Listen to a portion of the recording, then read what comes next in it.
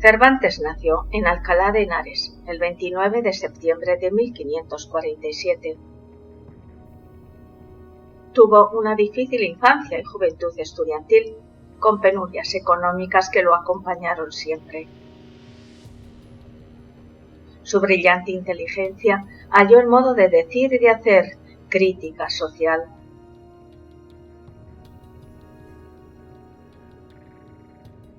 Como dijera Carlos Fuentes, su visión de la humanidad se basa en la excelencia máxima, en el logro más alto de valores de amor y de justicia. Y Francisco Icaza decía, su profundidad es la de un cielo estrellado, de cuyo fondo, si atentamente se mira, parecen brotar estrellas nuevas.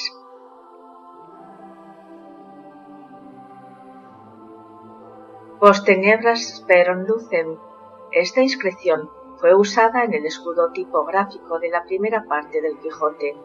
Cervantes vertía su esperanza en el futuro, donde a sus admiradores nos correspondería extraer la eterna luz de su inmortal obra.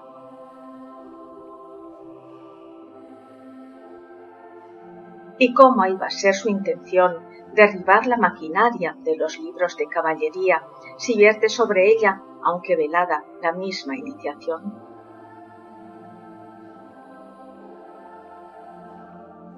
¿Por qué se le ha considerado a esta narrativa la dignidad literaria clásica del mejor bestseller?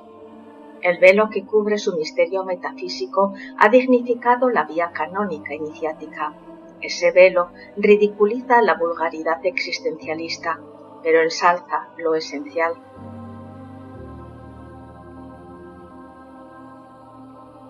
El triste final del Quijote tiene por objetivo eludir a la censura religiosa dogmática que imperaba en aquel tiempo.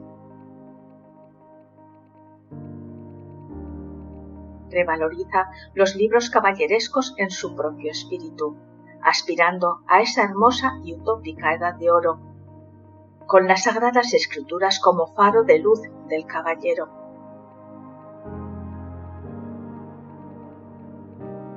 El autor queda contenido en su propia obra. El espíritu filantrópico del alma de Cervantes descolla con el servicio altruista, generoso y humano, digno del nivel del ser de un buen dueño de casa.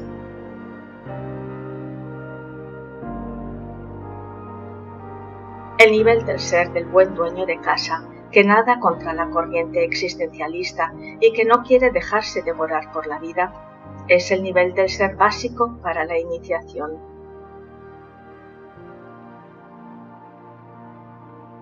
Cervantes, con su obra, con su vida y con la alusión de los caballeros auténticos que en el mundo fueron, demuestra que la utopía iniciática es realizable dentro del canon establecido por la Logia Blanca.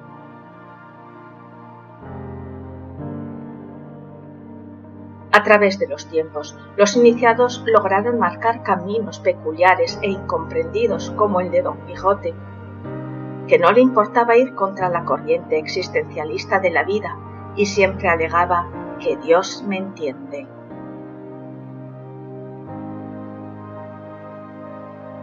Don Quijote es un fiel ejecutor de los tres principios básicos para la autorrealización íntima del ser: nacer, reflejado en la figura de Dulcinea o Dulce Ígnea, como sacerdotisa y principio femenino; morir en su lucha constante contra el ego; y el sacrificio por la humanidad con su talante siempre servicial.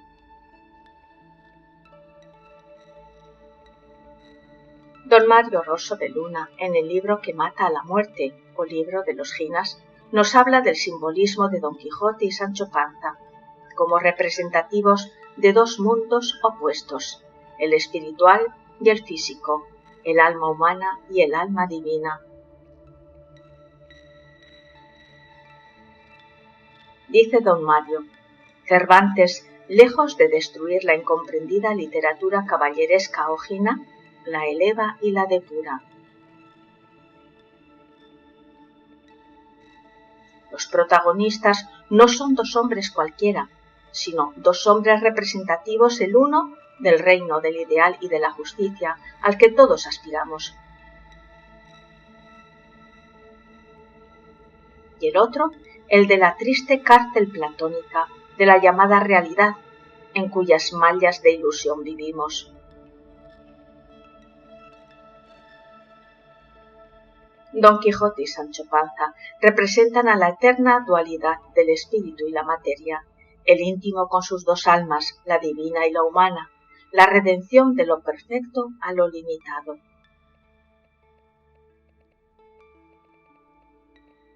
Como lo fueron en los textos sagrados del Bhagavad Gita, Krishna y Arjuna, o Papageno y Tamino en la ópera de la flauta mágica de Mozart, o Dante y Virgilio en el poema cumbre de la literatura universal de la Divina Comedia.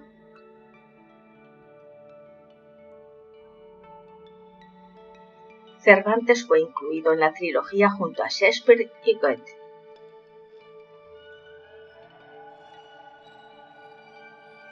En todos los casos indican la oposición que tendrá lo perfecto para dotar de sabiduría a lo imperfecto, para despertar su conciencia. Ambos son un solo ser, un todo, el maestro frente al discípulo, el Cristo que rescata al alma arrepentida.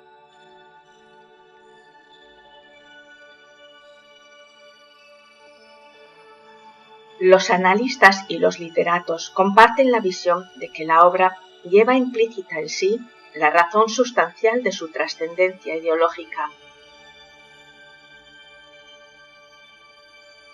Goethe manifestó: he hallado en las novelas de Cervantes un verdadero deleite de enseñanzas. Víctor Hugo lo compara con el Dante, pero más escarnecido.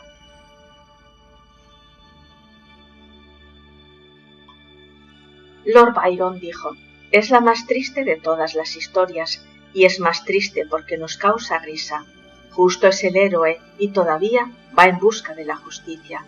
Dominar al malvado es su único propósito, y la lucha desigual es su recompensa.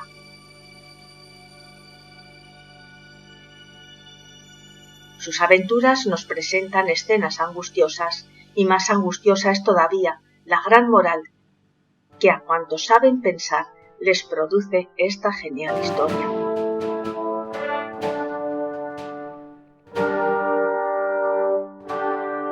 Cervantes preservó las leyes herméticas, como él mismo indica, sin pretensión de paternidad. Fue consciente de no ser dueño del conocimiento, sino heredero de la tradición. En el prólogo dice que no es el padre, sino el padrastro de su obra.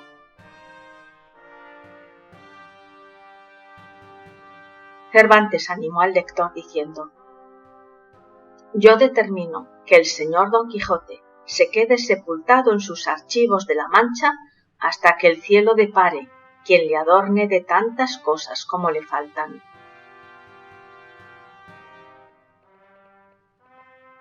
Su humildad lo honra. Necesitamos descubrir el tupido velo esotérico de la Mancha, separar el dogma y la letra muerta, para nutrirnos con el espíritu siempre vivificante de la vía iniciática, maná de los caballeros de ayer, hoy y mañana.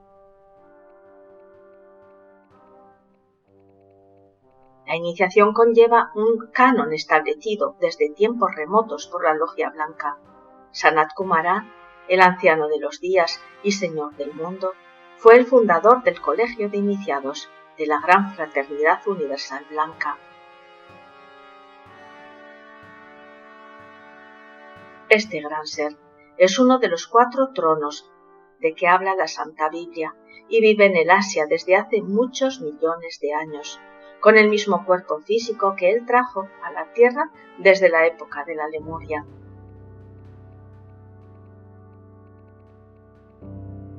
Sobre él no ha podido la muerte ni podrá jamás, porque es hijo de la resurrección, y la muerte no tiene poder sobre ningún hijo de la resurrección. Este canon implica un seguimiento de pasos concretos, ineludibles, que Cervantes respetó.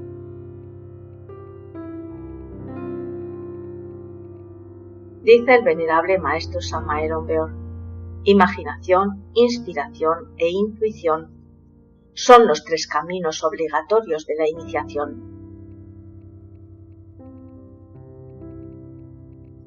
Hay que procurar entrar en el estado de éxtasis, de amor hacia todo lo creado, de amor hacia lo divinal, para que surja en uno la inspiración.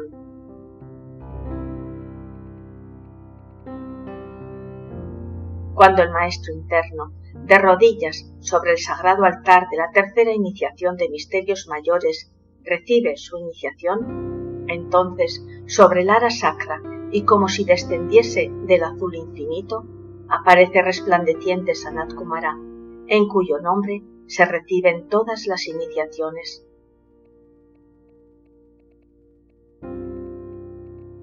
Es indispensable la sublime presencia de este anciano de los días. Su cabello cano cae sobre sus hombros y parece que jamás ha sido tocado por el filo de las tijeras. Su barba blanca y su rostro majestuoso nos revelan la semblanza de Dios.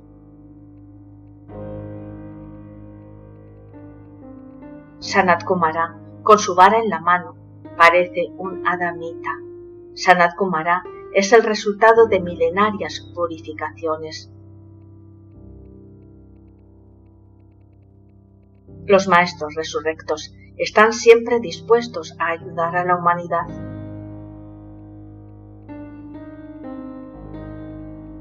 Cervantes presenta al Quijote en toda la obra como un amante de la justicia y de la rectitud, haciendo mención de que la historia es cosa sagrada, porque ha de ser verdadera, y donde está la verdad, está Dios.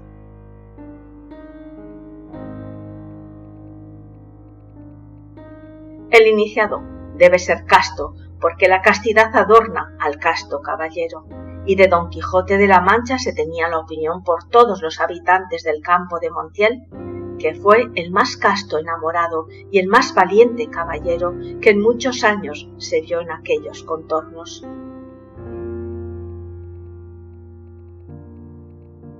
La Mancha, o lugar de procedencia, no se trata de una ubicación específica, sino de sus raíces de origen judío y el estado de la conciencia manchada por el ego.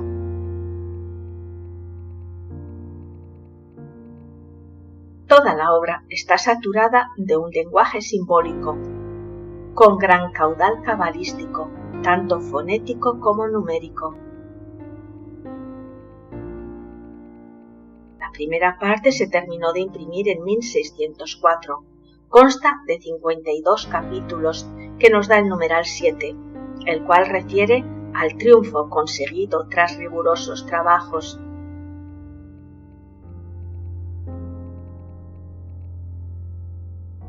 El proceso esotérico de la obra cumbre de Cervantes indica que el Quijote superó el canon iniciático de las tres montañas o la elaboración de la gran obra.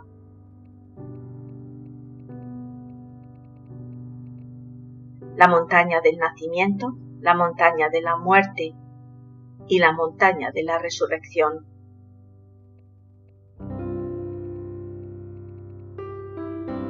En este trabajo, en la primera montaña o del nacimiento, se realizan los 9 misterios menores o camino probatorio, las 7 serpientes de fuego y las 7 serpientes de luz, completándose así el nacimiento solar. Cervantes muestra la primera montaña, la de la iniciación, muy breve, tal vez porque el aspirante en aquel tiempo lograba ingresar en los misterios después de un largo aprendizaje, habiendo elaborado en el secreto más riguroso de alguna orden esotérica y por ende de haber conseguido algún avance interno.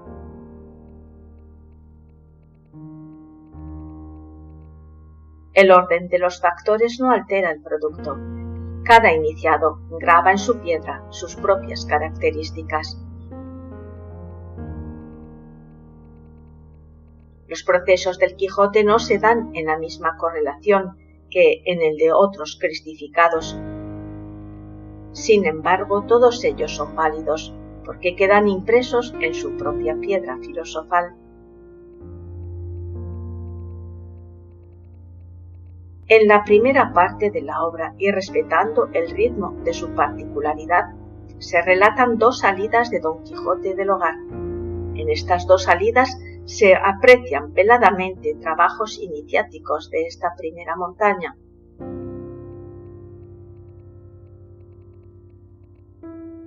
La segunda parte del Quijote se publicó en 1615. Median entre ambas 11 años.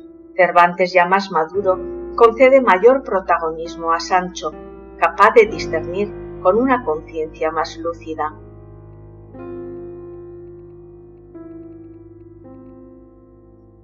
Comienza la obra con la resolución total del hidalgo caballero de emprender una nueva vida. Dedica 8 días, indicativo de pruebas y de dolores, pensando en su nombre, en el de su caballo, y encomendándose a su amada Dulcinea, a quien referirá tanto sus éxitos como sus fracasos. La dulce Ígnea o Dulcinea, a quien somete su voluntad, es la representación de la divina Madre Kundalini, la Kundalini esotérica digna de todo amor, pero a la vez se funde con su sacerdotisa en el arte alquímico, aunque esta faceta está muy velada en la obra.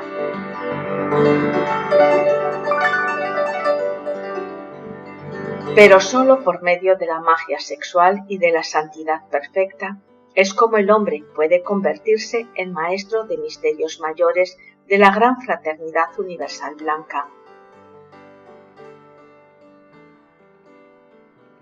Y lo primero que hizo fue limpiar unas armas que habían sido de sus bisabuelos, las armas esotéricas de la cábala judaica.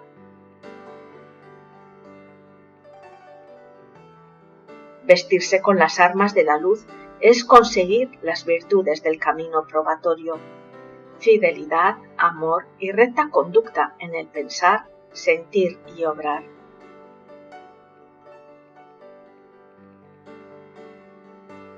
Requirió de una nueva identidad, pues había desechado lo mundanal para adentrarse en la senda iniciática y descubrir el primer enigma: ¿quién soy? ¿Cuál es el nombre de mi real ser? ¿Cuál es el objetivo de mi existencia?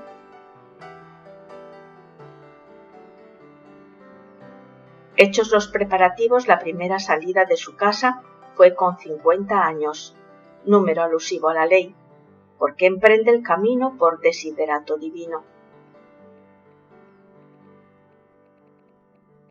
Se llama a sí mismo el Hijo del Entendimiento.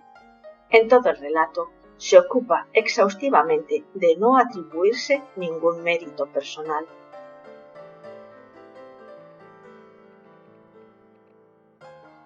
Al ridiculizarse, hace que la perspectiva heroica desaparezca de la persona y se vierta sobre el espíritu que la inspira, para que el lector, ignorante de la segunda lectura o esotérica, vuelque sus miradas a lo superficial. De este modo, guarda el anonimato y queda velado el mensaje.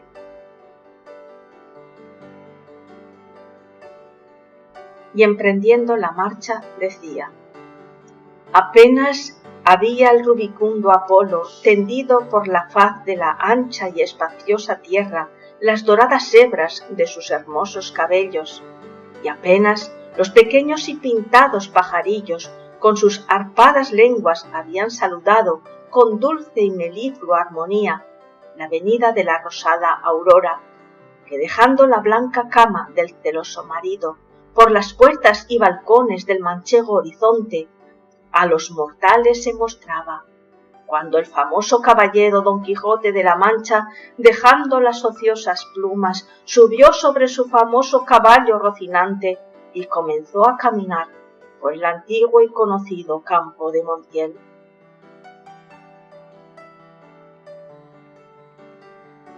con su propósito definido, a lomos de Rocinante, símbolo del cuerpo astral, buscó la iniciación. Llegó a una venta, que para él era un castillo, y pidió al ventero que lo armase caballero.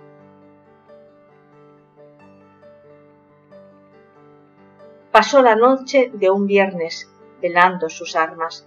Como en la venta no había capilla, lo hizo en un corral.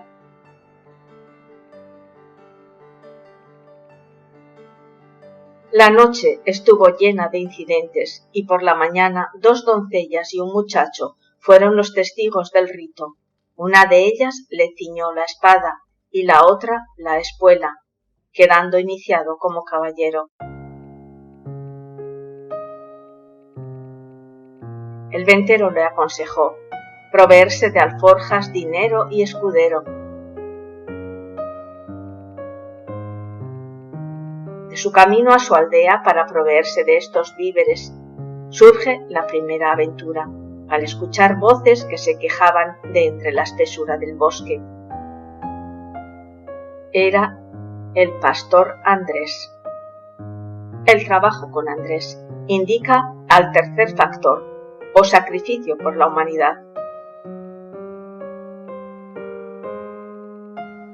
Vio al pastor Andrés azotado por su señor, que no le quería pagar el salario de 9 meses a 7 reales por mes, total 63 reales, alusión al número 9, indicativo de la novena esfera.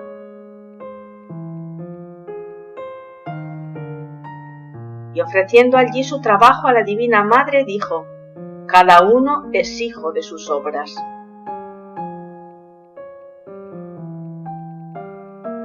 El autor oculta el valor esotérico del pasaje con el apaleamiento hecho por unos mercaderes que no quieren adorar a la Madre Divina y se mofan de lo sagrado.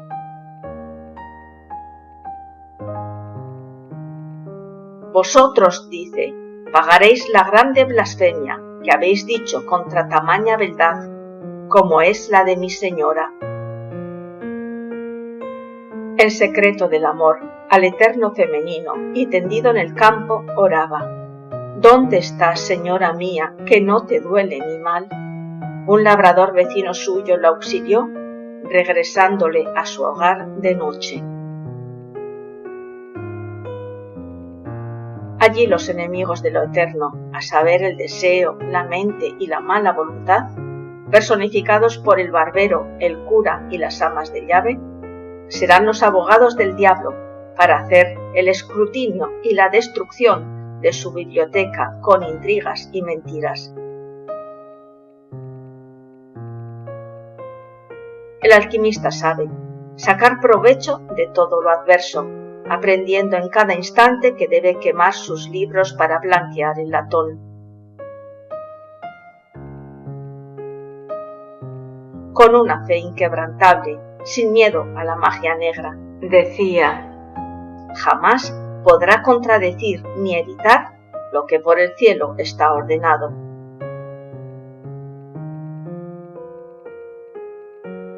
Según el venerable maestro Samael Aun Weor, la única puerta para el despertar del Kundalini es a través del arcano sexual, bellamente cantado por una literatura romántica. Y cuando ya el discípulo ha despertado el Kundalini, por tal procedimiento, entonces al discípulo se le abren las puertas de los mundos interiores.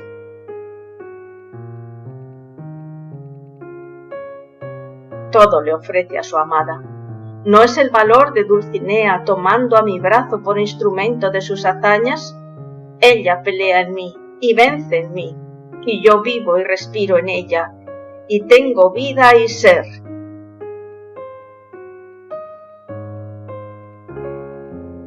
Pasados 15 días en su hogar, ya restablecido, solicitó Don Quijote la presencia de un labrador vecino suyo, Sancho Panza, a quien le prometió aventuras y hasta ser gobernador de una ínsula,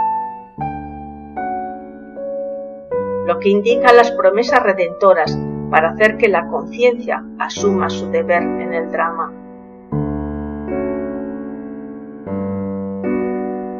Sale con su escudero a hurtadillas, El iniciado incomprendido por el vulgo hace las cuentas con los arcontes del destino, hace votos a su real ser, ha laborado con su Andrés íntimo y ha cumplido en la novena esfera para nacer en las dimensiones superiores de la naturaleza.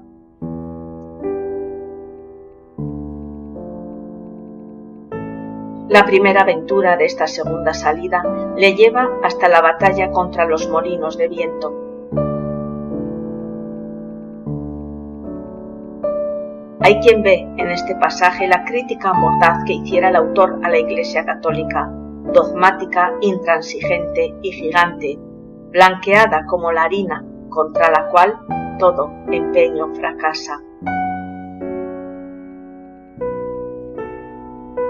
Sin embargo, el héroe asegura querer quitar la mala simiente de la tierra, moliendo las semillas del ego con la ayuda del Espíritu Santo alegorizado en los 30 molinos, otro trabajo asociado a la fragua alquímica.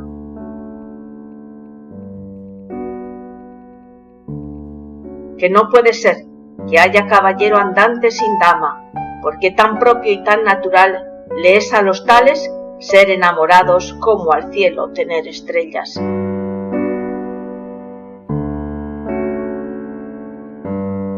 El aprendizaje del escudero radica en las órdenes concretas del maestro. Dice Don Quijote: has de tener a raya tus naturales ímpetus, Sancho, que mayores secretos pienso enseñarte y mayores mercedes concederte. Yo te sacaré de las manos de los caldeos. Alusión a la multiplicidad egoica.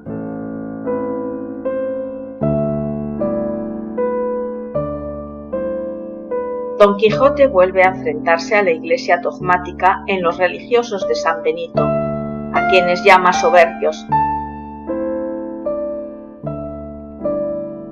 y sale victorioso contra el escudero vizcaíno, perdonándole la vida. Cervantes introduce a otro ficticio autor de su novela para enaltecerla y preservar aún más su anonimato.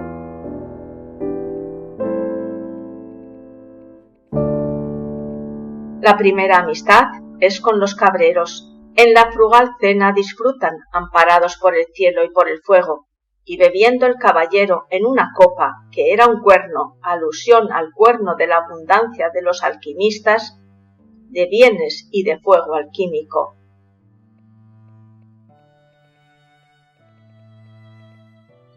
Don Quijote le dice a Sancho que a su lado y en compañía de esta buena gente te sientes y que seas una misma cosa conmigo, que yo soy tu amo natural y señor, que comas en mi plato y que bebas por donde yo bebiere, porque de la caballería andante se puede decir lo mismo que del amor, que se dice que todas las cosas las iguala, porque a quien se humilla, Dios le ensalza.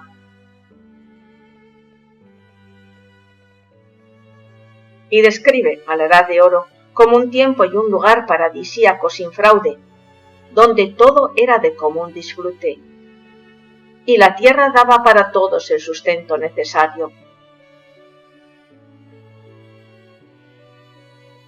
Dichosa edad y siglos dichosos, aquellos a quien los antiguos pusieron por nombre de dorados. Entonces, los que en ella vivían ignoraban esas dos palabras de tuyo y mío.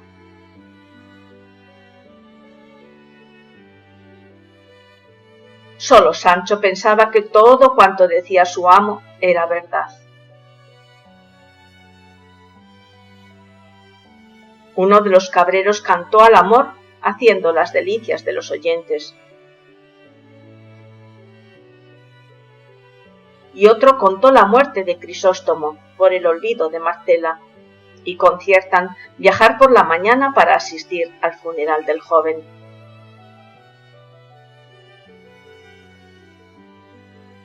Con cábala fonética ilustra Cervantes la historia de la muerte de Crisóstomo, ocultando al Cristo que yace en el mar de Marcela o de las aguas filosofales de vida. Para que el Cristo se manifieste, debe superar el iniciado las pruebas que lo califiquen para acceder a la iniciación venusta.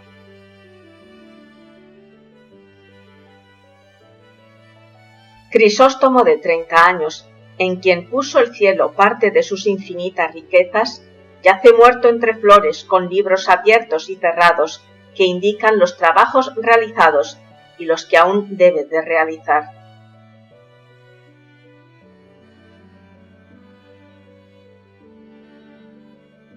El siguiente episodio está protagonizado por Rocinante. Alude a los deseos animalescos e incontrolados. El caballo, guiado por sus instintos, busca saciarlos.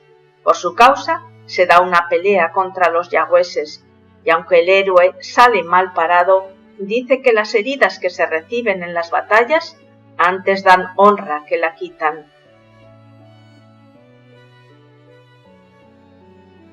Golpes, dolores y afanes no pueden nublar las virtudes del alma. Don Quijote todo lo da por bueno o propio de su condición, atribuyéndolo a los encantadores o magia negra que siempre le persiguen. Así ambos se encaminan hacia una venta para pasar la noche.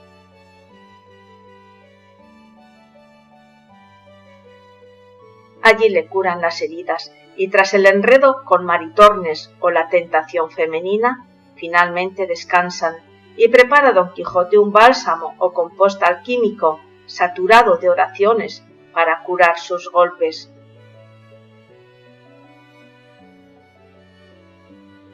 A la mañana siguiente salió el caballero de la venta, pero fue detenido su escudero por un tal Pedro, símil del patrón de la gran obra, otro Juan, símil del verbo, y otro Palomeque, símil de paloma o tercer logos. Entre los tres lo mantearon en señal de burla.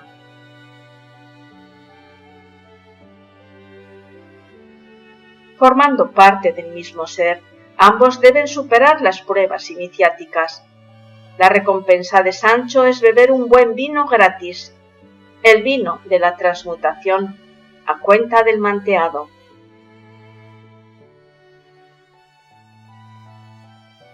Don Quijote le anima y le promete una espada mágica o kundalini que le protegerá, y le dice: ¿qué mayor contento puede haber en el mundo, o qué gusto puede igualarse al de vencer una batalla y al de triunfar de su enemigo?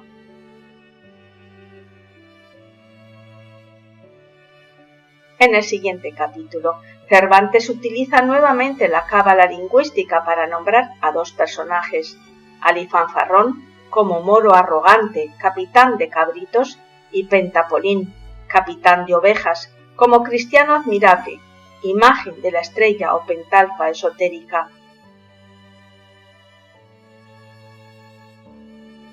Las ovejas son alegoría de los fieles al Cristo íntimo, y los carneros los que malgastan las energías sexuales. A pesar de hallarse sin comida, la fe del caballero no mengua. Y dice: Dios, que es proveedor de todas las cosas, no nos ha de faltar, y más andando tan en su servicio como andamos.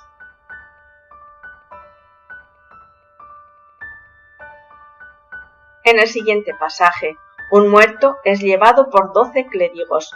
De nuevo Cervantes critica el dogmatismo, y en la refriega aprovecha a Sancho para quitarles la comida. Esta es una alusión a la muerte del ego y al pago que recibe la conciencia.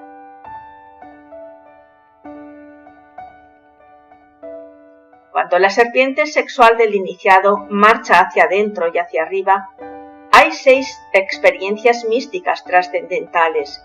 Primera, Ananda, o gozo espiritual. Segunda, Kampan, o hipersensibilidad eléctrica y psíquica. Tercera, Uttahan, aumento conscientivo con desdoblamientos astrales y experiencias místicas. Cuarta, Gurni, intensos anhelos místicos. Quinta, Murcha, estados de latitud espontánea en la meditación. Sexta, Nidra, cierto sueño que combinado con la meditación deriva en éxtasis o samadhi. La senda iniciática de las tres montañas es la del deber largo y amargo e implica la renunciación total. Sin embargo, conduce directamente al absoluto.